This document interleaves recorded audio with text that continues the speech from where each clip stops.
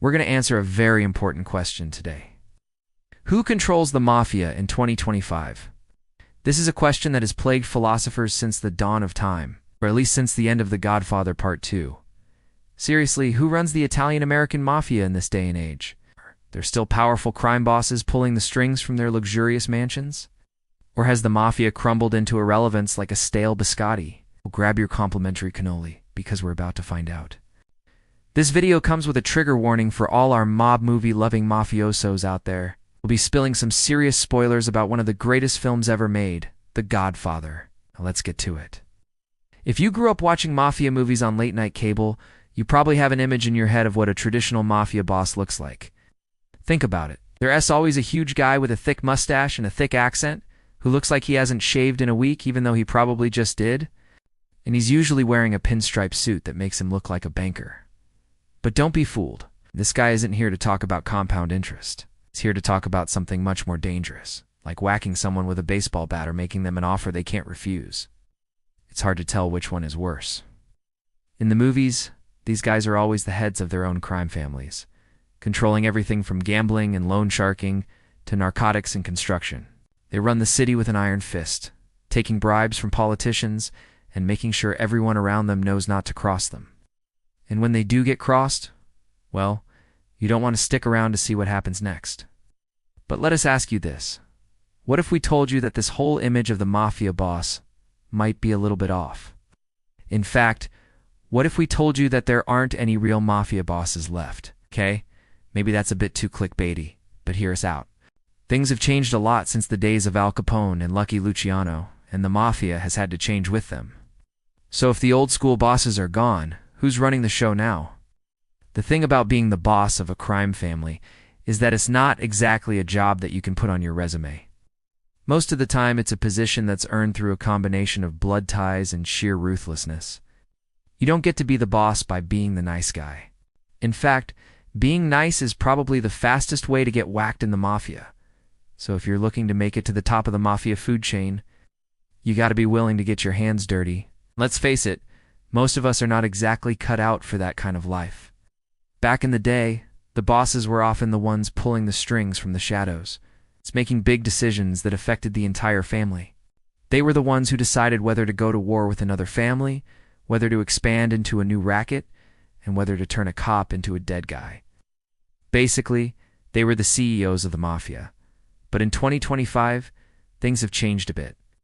The mafia isn't as big or as powerful as it once was, and the bosses don't have the same level of control. For starters, the mafia has gotten a lot less violent in recent years. It's not exactly profitable to go around whacking people, especially when there's a good chance you'll end up on trial for murder. Not to mention, it's just not as necessary as it used to be. Thanks to the rise of organized crime, groups like the mafia have been able to make a lot of money without resorting to violence. In fact, they've been able to stay under the radar, which is half the battle when it comes to avoiding the cops. These days, the mafia is more likely to get involved in white-collar crime, it's like fraud and embezzlement, than they are to get their hands dirty with something like murder. So if the bosses aren't as powerful as they used to be, who is?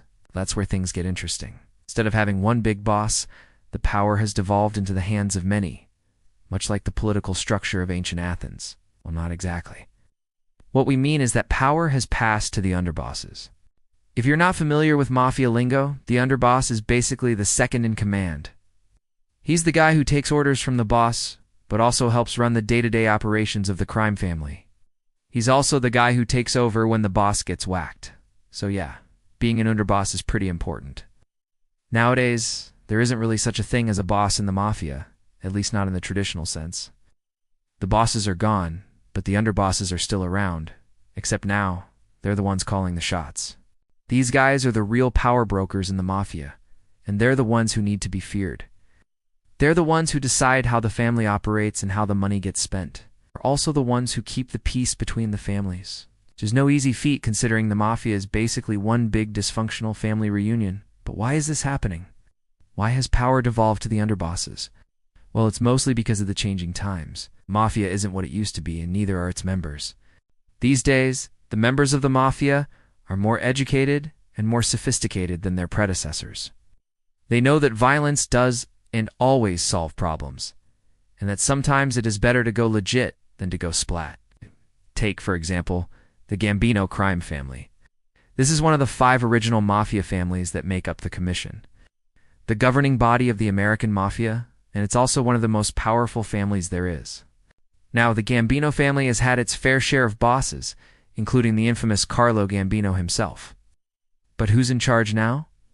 Well, it's not a boss, it's an underboss, a guy named Anthony Nasso. Nasso isn't your typical mafia boss. It's not a violent thug. It's actually a pretty smart guy who knows how to stay out of the spotlight. He's also the kind of guy who can make big decisions that affect the entire family. So when the boss steps down or gets whacked, Nasso is the natural choice to take over. That's why he's the underboss, baby. Now, Nasso isn't the only underboss in the mafia. There are plenty of other crime families with their own power brokers, but he is one of the most important. His decisions affect not only the Gambino family, but the entire mafia. So if you want to know who controls the mafia in 2025, you got to start with the underbosses. But wait, before you go out and try to whack the underbosses, you should probably know that it's not as easy as it looks in the movies. For starters, the underbosses are usually well protected. They're not the kind of guys you can sneak up on and whack with a baseball bat. Not to mention that the mafia isn't as tight-knit as it used to be. Back in the day, the code of silence was strong, and members of the mafia would take secrets to their grave. These days, though, the code is starting to break down. Guys are turning into snitches faster than you can say rat. So even if you do manage to whack an underboss, there's a good chance his underboss will turn into a snitch and ruin your day. So if you're thinking about getting involved in the mafia, you might want to rethink it. It's not all fun games, and you're not going to be the next Don Vito Corleone. Now, we know you're probably not planning on joining the mafia, but it never hurts to be prepared. So if you do find yourself in a situation where you need to know who's in charge, just look for the guy who looks like he hasn't shaved in a week. He's probably the underboss. Thanks for watching.